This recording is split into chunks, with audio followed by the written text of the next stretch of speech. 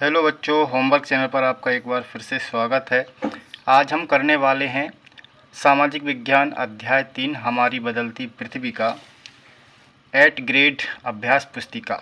सामाजिक विज्ञान कक्षा 7 का है ये।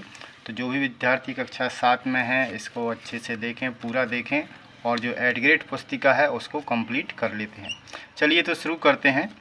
पहले जैसे प्रश्न रहते हैं हमारे 5 जो प्रश्न रहते हैं ये हमारे वैकल्पिक प्रश्न रहते हैं जिन्हें हमें हल करना है।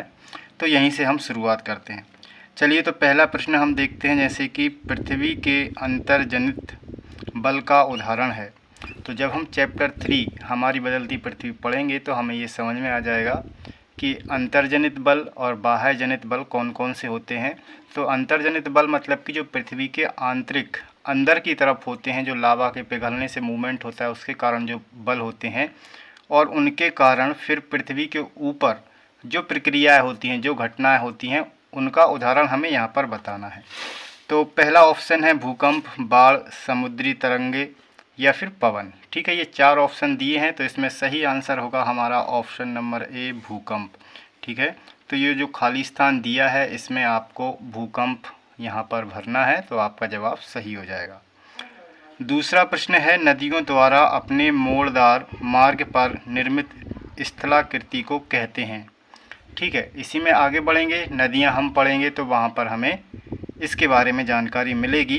फ़िलहाल मैं आपको बता देता हूँ कि नदियाँ जब बहती हैं और ये मैदानी क्षेत्रों में पहुँचती हैं तो ये मोड़दार मार्ग में बहने लगती हैं। इस प्रकार जिस प्रकार से सर्प होता है उस प्रकार से बहने लगती हैं, तो इसको कहते हैं हम विसर्प। ठीक है, तो यहाँ पर देखिए 4 ऑप्शन दिए हैं, जलप्रपात, विसर्प, डेल्टा या फिर बाढ़ का मैदान। ठीक है, तो हमारा जो आंसर होगा इसमें से जो हमें लिखना है उत्तर पुस्तिका में ये होगा विसर्प का होगा। तो ऑप्शन बी जो उत्तर में हमें लिखना है यहाँ खाली स्थान में, ये हमारा सही हो जाएगा।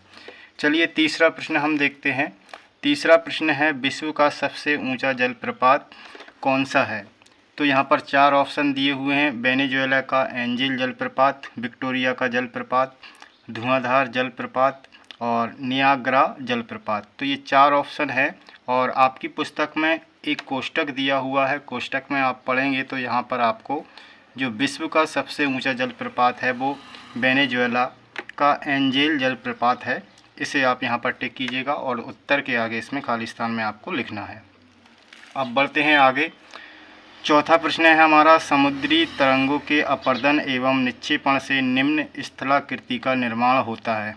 तो जब समुद्रों में तरंगे जो होती हैं उनके अपर्दन एवं निक्षेपण, यानी अपर्दन मतलब मिट्टी का कटाव, वो मिट्टी को काटती हैं और अपनी तरंगों में बहाकर ले जाती हैं और दूसरे स्थान पर उसको जमा करती हैं। जमा करने को कहते हैं निक्षेपण। यानी कि अपर्दन और निक्षेपण से जो स्थलाकृति बनती है उसको क्या कहते हैं, तो उसे कहते हैं हम समुद्री गुफा। तो यहाँ पर तटबंध, वितरिका, समुद्री गुफा और हिमोड़ 4 ऑप्शन दिए हैं, उसमें से सही जवाब होगा हमारा समुद्री गुफा का। तो इसको आपको यहाँ पर लिखना है। चलिए अब आगे बढ़ते हैं। अगला प्रश्न है जब नदी किसी बड़े ढाल वाले स्थान से घाटी में गिरती है तब वह बनाती है।